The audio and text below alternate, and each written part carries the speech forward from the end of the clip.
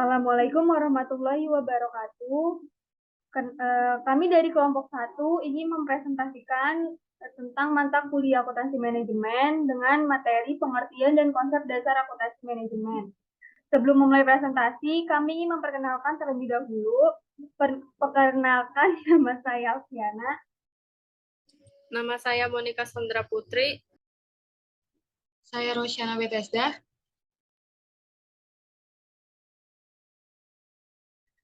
Di sini ada pengertian akuntansi manajemen. Akuntansi manajemen adalah penyediaan informasi akuntansi bagi pengguna internal di perusahaan.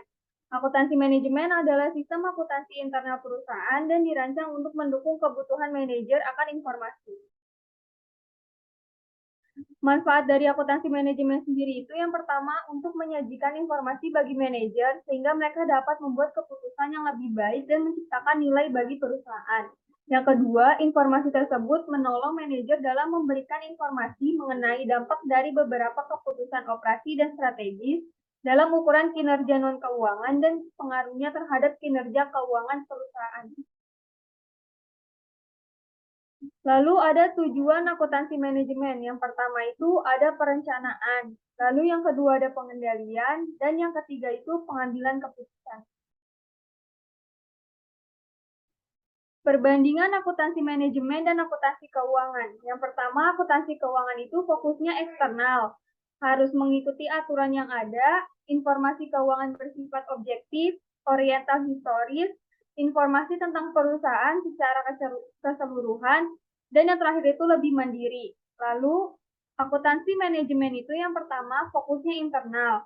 Tidak ada aturan yang mengikat, informasi keuangan dan non-keuangan, informasi bersifat subjektif, penekanan pada masa depan, evaluasi dan keputusan internal berdasarkan informasi yang terperinci, lalu yang terakhir lebih luas berbagai disiplin ilmu.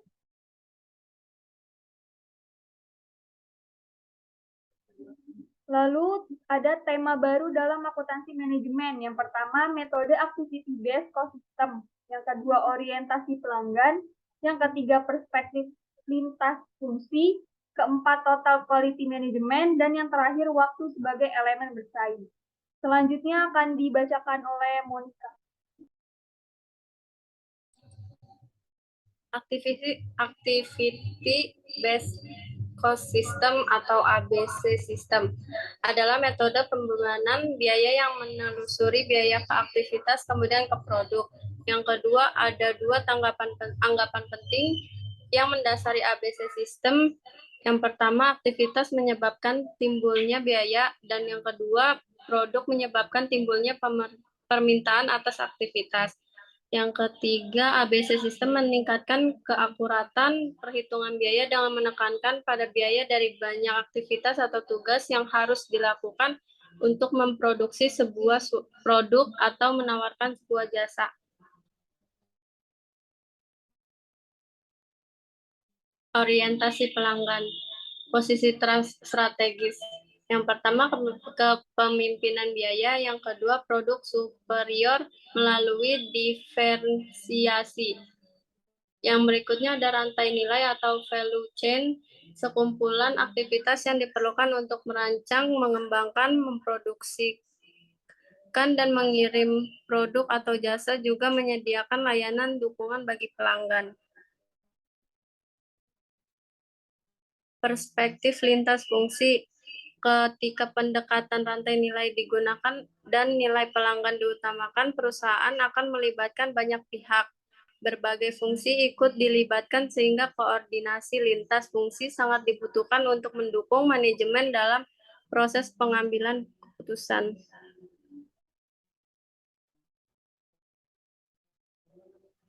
Waktu sebagai elemen persaingan. Yang pertama, waktu adalah elemen penting dalam semua tahap rantai nilai. Yang kedua, perusahaan kelas dunia mengurangi waktu yang dibutuhkan untuk mencapai pasar dengan cara memperpendek siklus desain, implementasi, dan produksi. Yang ketiga, perusahaan-perusahaan ini mengirim produk atau jasanya dengan cepat melalui penghapusan waktu yang tidak bernilai tambah, yaitu waktu yang tidak bernilai bagi pelanggan, misalnya waktu yang dibutuhkan untuk membuat produk ke kapal. Yang terakhir, tujuan keseluruhannya adalah peningkatan respon terhadap pelanggan. Selanjutnya akan dilanjut oleh Rosi. Standar perilaku etis akuntan manajemen. Yang pertama ada kompetensi, selanjutnya ada keberhasilan, yang ketiga ada integritas, dan yang terakhir ada kredibilitas.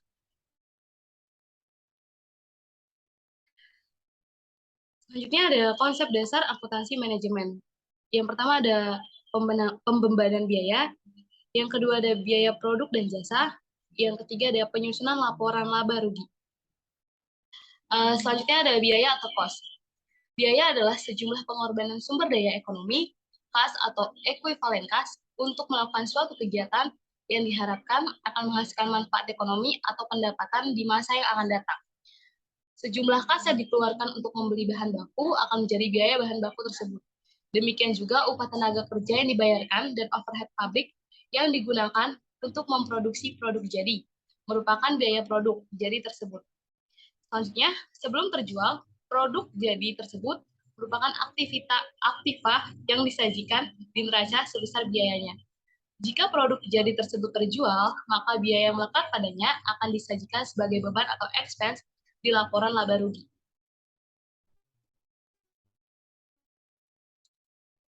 Proses produksi. Yang pertama ada produksi atas dasar pesanan. Jadi perusahaan yang berproduksi berdasarkan pesanan melaksanakan pengolahan produknya atas dasar pesanan yang diterima dari pihak luar, yaitu perusahaan mengumpulkan biaya produksi dengan menggunakan harga pokok pesanan atau job order cost method. 2. Produksi massa. Perusahaan yang berproduksi berdasarkan produksi massa melaksanakan pengolahan produknya untuk memenuhi persediaan di gudang, yang umumnya produknya berupa standar. 1. Perusahaan mengumpulkan biaya produksinya dengan menggunakan metode harga pokok proses atau proses cost method.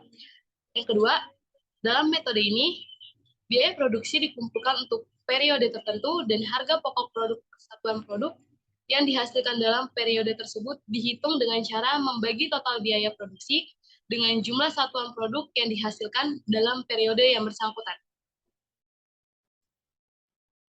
Selanjutnya ada penyusunan laporan laba rugi. Yang pertama, laporan laba rugi perusahaan manufaktur.